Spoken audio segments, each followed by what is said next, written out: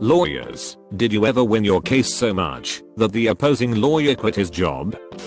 I'm not sure if I can technically share this, but God bless internet anonymity. One time I was facing this lawyer that looked like he got too emotionally invested with his case. This is one of the main mistakes as a lawyer. You need to maintain an unbiased and objective approach, otherwise the emotions will take over your rationality. He was bringing forward decent arguments, but I had everything prepared. I knew every angle and approach he would go for, and I was ready for it. After a while he quickly realized that he does not stand a chance against me. So, he started to become more and more frustrated with the whole situation. It was becoming quite clear that he was too emotionally involved with this case and wanted to win.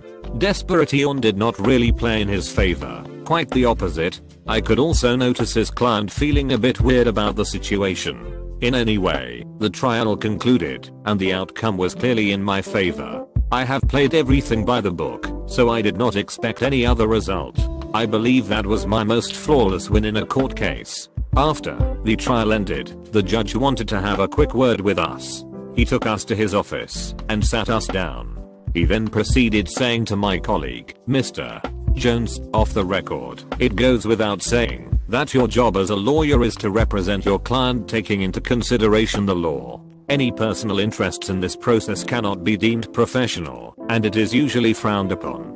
I strongly encourage you to develop the skill of objectivity further. Because of this you have been outclassed by the opposing lawyer. I'm not criticizing your work, but that it's definitely something to think about." My opponent was clearly affected.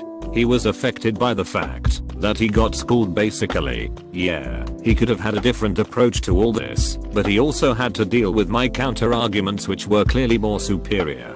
I have heard randomly after a couple of weeks that he quit his job after that case. Being a lawyer is clearly not for everyone. Most of us are not so lucky to have a rival at work. That wasn't sarcasm. Competition drives improvement and progression. I was always really competitive by nature, so I always wanted someone to push my limits. I used to have this sort of rival at work. It was this highly motivated lawyer obsessed with perfection and winning. He was way more experienced than I was given the years he spent practicing this line of work. I faced him many times in court and I never won against him, not even once. He always used to joke after saying, "Kid, the day you will win a case over me, it's the day when I will quit being a lawyer." I was always a good sport and laughed about it, but deep down, that only motivated me for the next time I will meet him. One day I had to represent this client who had been charged with burglary by one of his neighbors. Truly a delightful neighborhood dispute. I promised myself this will be the day when I will win over my nemesis and nothing will stop me. I have prepared way more and thorough than I used to for other cases. Going over my arguments again and again. Trying to think of everything he will say against me and my client and how I can respond. It got to a point where it got difficult to sleep as it was getting closer to trial. I was telling myself "Relax, you've done this many times before. Just think of him like any other lawyer." But obviously I couldn't. This was my all-time rival and my ambition was to prove to him that I can beat him. It wasn't about who is guilty or not anymore. It was about a selfish pursuit of victory. The trial started, and we quickly changed glances. He was wearing his usual confident smirk. I didn't express anything. I had to stay focused. We went back and forth with our arguments. Solid pieces of evidence were presented by both of us. Pertinent arguments were brought forward and none of us would step back now. All in all, we performed similar. The balance of justice could not incline towards one more than to another. I did my best, and I was feeling confident about it. However, it was not over yet. The outcome still needs to be decided, and it was down to the jury now to give out the final verdict. Have faith, I was thinking during all this time. All the weeks of preparation will pay off, I was telling myself. There is no way he will beat you again. When the judge read the verdict, I briefly closed my eyes before hearing the decision. They got wide open when I heard the verdict was in my favor. My cheeks hurt from the big smile I had put on afterwards. I don't think I was this happy not even on my wedding day. The opposing lawyer came over to me and shook my hand. He then said, "Well, I wasn't expecting that, kid. Well done. You remember how I used to tell you that if you ever beat me then I quit? Well, I guess this will be a really appropriate time to do this. My career is coming to an end now. I'm very old. I want to enjoy the remaining years that I have. Plus, if I quit after this, you will get a really good reputation being the lawyer that got to destroy me. Now, don't take this as pity, young man.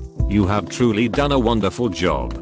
This retiring stuff was on my mind for a while anyway, and with everything that's been going on, this may be the ideal time to go forward with it. You were onto me for many years now, and you got closer and closer every time. You finally got me, kid.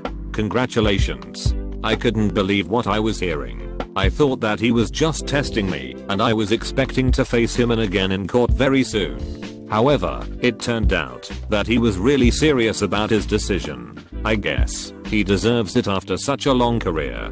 Plus, he had the honor going against me. I quickly gained a reputation as one of the best lawyers around after all this happened. As I've said, embrace your opponents and make them make you better. There was this young prosecutor one day in court that really wanted to win. That wasn't going to happen anytime soon, as long as I'm defending my client. You see, being a lawyer is a difficult job, not necessarily from the legal knowledge standpoint, but more so because of the strong principles and objectivity you have to possess. Above everything else, above preparation, evidence, the judge, above all of this, it was the impression of the jury that decided the case. So, you could argue that, even though you had to possess a vast amount of knowledge, the outcome can still be decided purely based on the impression you left the jury with. Now, it is not for me to argue the strengths and weaknesses of such system. However, one must always keep in mind that the decision you were afraid of is all down to chance. As scary as that might sound, as a lawyer, you have to be prepared for that, and to take every loss as a lesson. For some this can prove very difficult. The usual concept that our legislative system does not work, and it has failed us. It works just as much as any other aspect in our society works. If you are too much of an idealist in line of work, you are going to have a bad time. So, it was the case with this young prosecutor I was facing. His case was strong, really strong for that matter. The evidence was solid, and he had all the relevant files prepared. However, he was lacking in his arguments. He had the product, but didn't know how to sell it to the public. He had to convince the jury that this man should go to prison, and I had to convince them otherwise. It's like running for an election. You can be the greatest president ever, but if your speech is bad, people would have second doubts voting for you. He was clearly nervous, but he tried to look confident. I could sense the fresh smell of a novice. This is going to be such an easy win. He was constantly making accusations against my client, and you could feel that he was trying too hard. The jury also sensed that. After he had done his bit, he sat down while he was still sweating. He was going through his evidence file, making sure he didn't miss anything. Some members of the jury were nodding here and there, but were still not convinced of his arguments. Here I come, presenting my case in the most professional and persuasive way possible, addressing the jury considering their soft side rather than rationality, performing like a true lawyer. My speech was absolutely flawless and my arguments felt like music to their ears. I knew then and there what the outcome is going to be. Looking over at the opposing lawyer, I could see him sweating already. If he didn't know before, he does now. You have to win the people in order to win the case. The final decision was in my favor, as expected. The other lawyer got really triggered by that. Another poor soul that lost faith in the power of the law.